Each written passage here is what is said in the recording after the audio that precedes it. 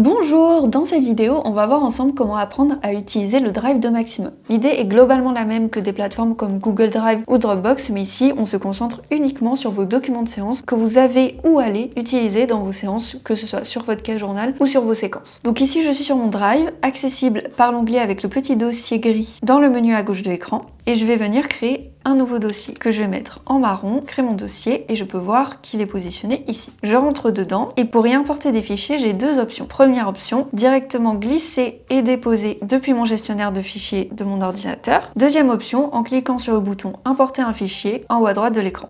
Sur tous les fichiers importés, lorsque je passe ma souris dessus, j'ai accès aux options très classiques qu'on peut retrouver sur tous les gestionnaires de fichiers. Je peux le retélécharger, je peux le renommer si je le souhaite, je peux le supprimer et je peux également accéder à une fonctionnalité plein écran qui me permet de naviguer directement à l'intérieur de mon fichier. Très pratique si je veux par exemple afficher au tableau pour mes élèves. Maintenant, si je retourne à l'accueil, je peux très bien importer des fichiers sans qu'ils soient classés dans des dossiers spécifiques. Pour cela, j'ai deux options. Cliquer sur le bouton importer un fichier comme on l'a vu précédemment, qui est exactement le même bouton qui se retrouve ici, ou glisser-déposer via mon gestionnaire de fichiers de mon ordinateur. En l'occurrence, je vais passer par là, je vais ajouter la crêpe par exemple. Et je peux voir que mon fichier s'est ajouté dans cette liste-là. Cette liste regroupe tous les fichiers qui ont été importés à la volée dans l'intégralité du logiciel de Maximum et qui par conséquent n'ont pas été placés d'emblée dans des dossiers spécifiques. J'y retrouve la date d'ajout, la taille du fichier et les fonctionnalités classiques que je vous ai montrées juste avant. Si je viens positionner ma souris sur le nom du document sans cliquer, j'ai une petite fenêtre qui s'ouvre juste à côté de mon document et qui me donne un aperçu visuel de ce dont il est question. Voilà, on a fait le tour du Drive de Maximum, j'espère que c'était assez clair pour vous. Maintenant, si vous êtes nouveau ou nouvelle sur le logiciel et que vous souhaitez être accompagné dans votre prise en main de Maximum, sachez qu'on organise des formations en visioconférence gratuites et ouvertes à tous qui durent environ 1 heure et qui ont lieu sur divers créneaux de la semaine. Pour vous y inscrire, rendez-vous sur le site internet de Maximum. Dans le petit bandeau jaune en haut de l'écran, vous cliquez sur Je prends ma place et de là, vous pouvez choisir le jour qui vous intéresse. Sachez aussi que si vous avez une question, un retour, une remarque, une suggestion à nous faire parvenir, vous pouvez nous contacter directement. Pour cela, deux options, depuis le site internet de Maximum via la petite bulle en bas à gauche de l'écran. Deuxième option, depuis le logiciel de Maximum, toujours en bas à gauche de l'écran, cette fois-ci sur le petit point d'interrogation rouge, vous cliquez dessus et vous pouvez nous écrire un message directement. N'hésitez pas à revenir vers nous en cas de besoin, on vous répond le plus vite possible.